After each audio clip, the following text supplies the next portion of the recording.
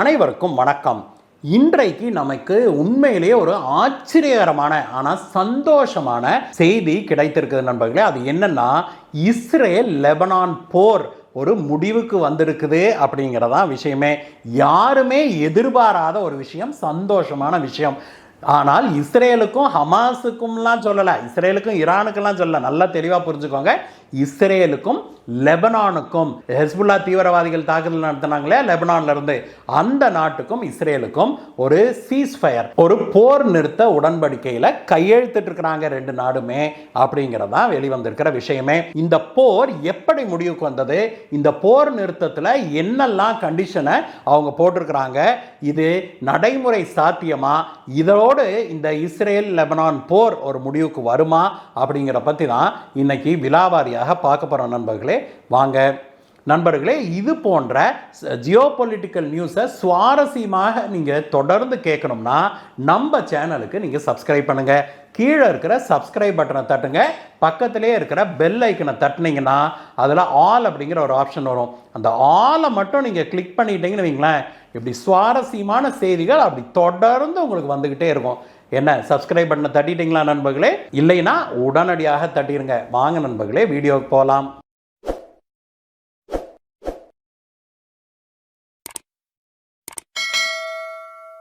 நண்பர்களே, இன்றைக்கு அதிகாலையிலேயே இஸ்ரேல்ல இருந்து ஒரு நல்ல மகிழ்ச்சிகரமான செய்தி நமக்கு கிடைத்தது. அது என்னன்னா, இஸ்ரேலுக்கும் லெபனானுக்கும் இடையே போர் நிறுத்த உடன்படிக்கையில இரண்டு நாடுகளும் கையெழுத்திட்டு இருக்கிறாங்க அப்படிங்கிறதான்.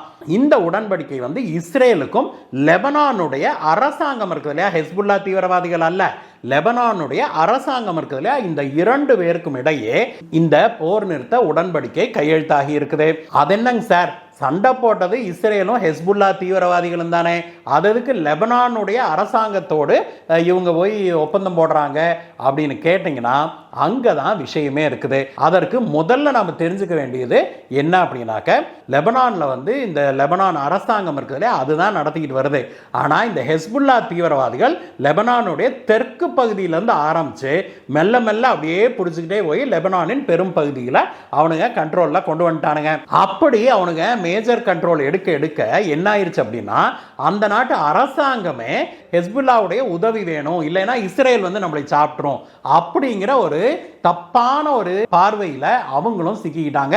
இதனால ஹெஸ்புல்லா லெபனானுடைய தலைநகரத்திலேயே தானும் ஆஃபீஸ்லாம் போட்டுக்கிட்டு உட்கார்ந்து இருந்தது. லெஜிட்டிமேட்டா நான் வந்து லெபனானோட பெரும்பகுதியை கண்ட்ரோல் பண்றேன்னு சொல்லவே ஆரம்பிச்சிருச்சு இந்த ஹெஸ்புல்லா தீவிரவாதிகள். இந்த ஹெஸ்புல்லா தீவிரவாதிகளுக்கு முழு ஆதரவு தர்றது யாரு அப்படின்னா ஈரான் தான். ஏன் அப்படின்னா, இந்த ஹெஸ்புல்லா தீவிரவாதிகள் ஷியா வகையை சேர்ந்த முஸ்லிம்கள், அதே சமயத்தில் லெபனானை ஆளுகிற அந்த அரசாங்கத்தை சேர்ந்தவர்கள் இருக்காங்களா, அந்த நாட்டில் பெரும்பான்மையாக இருக்கிற சுன்னி பிரிவை சேர்ந்த இஸ்லாமியர்கள். ஈரான் வந்து ஷியா முஸ்லிம், அதனால ஈரான் வந்து இப்படி ஆளுகளை தூண்டி விட்டுக்கிட்டு தெரியுது, தீவிரவாதத்தை வளர்த்து விட்டுக்கிட்டு தெரியுது அப்படிங்கிறத நாம் புரிஞ்சுக்கணும். ஒன்று இப்படி இருந்தது சூழ்நிலை. இரண்டாவது என்ன அப்படின்னா, இஸ்ரேலின் மீது ஹமாஸ் தீவிரவாதிகள் எங்க காசா ஸ்ட்ரிப்ல இருந்து தாக்குதல் நடத்த ஆரம்பிச்ச உடனேயே அவங்களுக்கு சப்போர்ட்டா ஹெஸ்புல்லா தீவிரவாதிகள் வாண்டடா உள்ள வந்தானுங்க. அதை நம்ம பார்த்தோம். அதை நடந்த உடனே பல வார்னிங் கொடுத்தது இஸ்ரேல. ஆனால் ஹெஸ்புல்லா கேட்கறதா இல்லை, தான் வந்து பெரிய ஆளாட்ட தாக்குதல் நடத்திக்கிட்டே இருந்தது. அதற்கு பிறகு இஸ்ரேல் என்ன பண்ணுச்சு, ஹெஸ்புல்லா தீவிரவாதிகளுடைய தலைமை இருக்குது இல்லையா, அதனுடைய தலைவர், அடுத்த ஆள், அடுத்த லெவல்னு அந்த மாதிரி ஆட்களை பூராத்தையுமே, ஒரு சிலரை தவிர கிட்டத்தட்ட எல்லாரையுமே முடிச்சு கட்டிருச்சு இஸ்ரேல். ஹெஸ்புல்லா வந்து தலைமையே இல்லாத ஒரு அமைப்பை போல மாறிவிட்டது இப்பொழுது. அதனால ஹெஸ்புல்லாவுக்கு இப்போ வழி நடத்துறதுக்கு ஆள் இல்லை அப்படின்னு சொல்றாங்க. இருந்தாலும் கூட ஹெஸ்புல்லால இருக்கிற ஆட்கள் இருக்காங்க இல்லையா, அவங்கெல்லாம் வந்து துப்பாக்கி கைமா தான் தெரியுறாங்க. இந்த மாதிரியான சூழ்நிலையில லெபனான் அரசாங்கம் இருக்குது இல்லையா, அந்த அரசாங்கத்துடைய கை ஓங்கிருச்சு. இப்பதான் ஹெஸ்புல்லாவுக்கு பவர் எல்லாம் போயிருச்சுல, தலைமை எல்லாம் யாரும் இல்லை, எல்லாம் வாளுக்கு தான் சுத்துது, நம்ம ஊர் சொல்லானுங்களாட்ட. அதனால லெபனான் அரசாங்கம் வந்து இப்பொழுது கையோங்கிய உடனே லெபனான் அரசாங்கம் இஸ்ரேலோடு பேச்சுவார்த்தை நடத்த ஆரம்பிக்குது. அந்த பேச்சுவார்த்தையில தான் வந்து இப்பொழுது உடன்பாடு ஏற்பட்டிருக்குது. இந்த மாதிரியான ஒரு பேச்சுவார்த்தையை இணக்கமாக நடத்துவதற்கு முழுமையாக பேக்ரவுண்ட்ல இருந்து எல்லாம் செய்தது அமெரிக்கா தான், ஜோ பைடன் அரசாங்கம் தான் அப்படிங்கிறத நாம இங்க சொல்ல வேணும். சார் ஜோ பைடன் போர் நிறுத்தத்துக்கு ஏற்பாடு பண்ணாரா அப்படின்னா ஆச்சரியப்படாதீங்க. அந்த மனுஷன் ஒரு பக்கம் ரஷ்யா மேலே யுக்ரைனை தூண்டி விட்டுக்கிட்டு அங்கே போகிற பெருசு பண்ணிட்டு தெரியுது, இந்த பக்கம் பார்த்தீங்கன்னா இதையும் பண்ணியிருக்கிறார். அதுதான் ஆச்சரியத்தினே ஆச்சரியம். இருந்தாலும் எப்படியோ யார் செய்தால் என்ன, நல்லது நடந்தால் நமக்கு போதும் இல்லையா? இந்த போர் நிறுத்த உடன்படிக்கையில் என்ன கையெழுத்திட்டு இருக்கிறாங்கன்னா, அடுத்த 60 நாட்களுக்கு 2 நாடுகளும் எந்த விதமான தாக்குதலையும் நடத்துவதில்லை அப்படின்னு அவங்க ஒப்புக்கொண்டிருக்கிறாங்க. அடுத்ததாக வர்றதான் மிக முக்கியமான கண்டிஷனு. அது என்னன்னா, ஹெஸ்புல்லா தீவிரவாதிகள் இருக்கிறாங்க இல்லையா, அந்த ஹெஸ்புல்லா அமைப்பை சேர்ந்த அனைவரும் இஸ்ரேலுடைய எல்லையிலிருந்து 40 கிலோமீட்டர் தள்ளி போய் தான் அவங்க இருக்கணும் அப்படின்னு சொல்லி ஒரு கண்டிஷன் சொல்லுது. அது மட்டும் இல்ல, இவனுங்க 40 கிலோமீட்டர் பார்டர்ல இருந்து தள்ளி உள்ள போன்னு சொல்லியாச்சு. அடுத்த கண்டிஷனை பார்த்தீங்கன்னா இன்னும் கூட இஸ்ரேல் எவ்வளவு பெரிய சாதனையை செஞ்சிருக்குன்னு உங்களுக்கு புரியும். அடுத்த கண்டிஷன் என்ன அப்படின்னா, லெபனான் அரசாங்கத்திடம் இந்த ஹெஸ்புல்லா தீவிரவாதிகள் அனைவரும் தங்களுடைய துப்பாக்கி, குண்டு, ஏவுகணை எதை வச்சிருந்தாலும் எல்லாத்தையும் கொடுத்து சரண்டர் ஆகணும், எல்லாத்தையும் அவங்க ஒப்படைச்சிட வேணும் அப்படிங்கிறது தான் கண்டிஷன். அது எந்த அளவுக்கு நடக்கும் சார் அப்படின்னு கேட்டிங்கன்னா, அதை நம்ம பொறுத்திருந்து பார்க்கணும். ஹெஸ்புல்லா தலைமையே இல்லாத ஒரு அமைப்பு தானே, அதனால அந்த சுல்லானுகளை எல்லாம் லெபனான் அரசாங்கம் மிரட்டுச்சு, லெபனான் ஆர்மி போய் மிரட்டுச்சுன்னா கொடுத்துருவாங்க அப்படிங்கிற ஒரு பொதுவான எதிர்பார்ப்பு இருக்குது.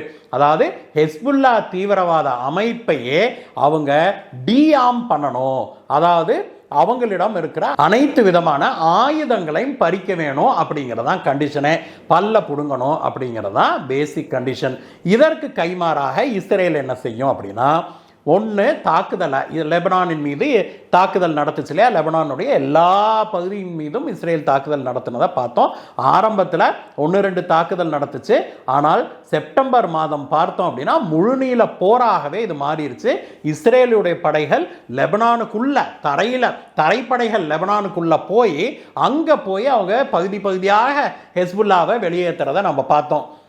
அப்படி உள்ளே சென்று இருக்கிற இந்த இஸ்ரேலிய படைகள் இருக்காங்க இல்லையா, அவங்க திரும்பி லெபனானை விட்டு வெளியில் வந்துடணும், அவங்களுடைய நாட்டுக்கு போயிடணும் அப்படிங்கிற ஒரு கண்டிஷன். அதை இஸ்ரேல் ஏற்றுக்கொண்டு விட்டது. இன்றைக்கு புதன்கிழமை அதிகாலை 4 மணியிலிருந்து இந்த சீஸ் ஃபயர் நடைமுறைக்கு வரும் அப்படின்னு சொல்லப்பட்டது நண்பர்களே.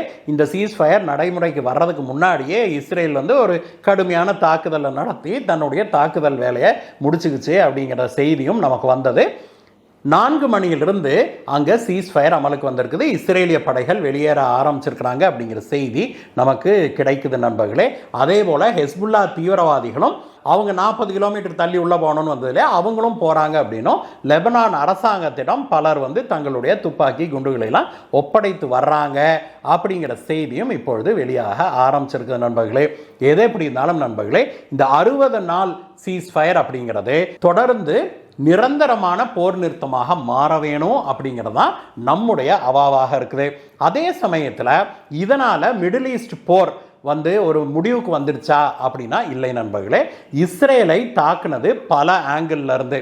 ஒன்று, இந்த பக்கம் காசா ஸ்ட்ரிப்லேருந்து இந்த ஹமாஸ் தீவிரவாதிகளாக ஆரம்பித்தானுங்க இல்லையா, அதற்கு ஹமாஸ் தீவிரவாதிகளில் பெரும்பாலானவரை அவங்க அழிச்சிருக்கிறாங்க இஸ்ரேலியர்கள்.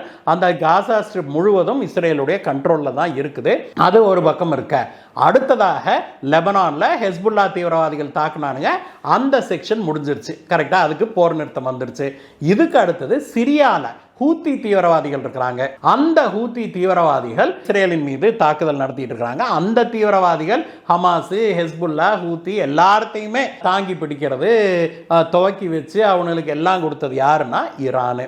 ஈரானும் இஸ்ரேல் மீது தாக்குதல் நடத்துச்சு, இஸ்ரேல் திருப்பி ஏவுகணை தாக்குதல் நடத்துச்சு. அதற்கு மறுபடியும் நாங்கள் தாக்க போகிறோம் அப்படின்னு இப்பொழுது ஈரான் அறிவிச்சிருக்குது. அதனால் மிடில் ஈஸ்ட் போர் ஒரு முடிவுக்கு வந்துடுச்சு அப்படின்னு நம்ம சொல்ல முடியாது. ஆனால் இஸ்ரேலுக்கும் லெபனானுக்குமான ஒரு போர் முடிவுக்கு வந்துருச்சுன்னே சொல்லணும்.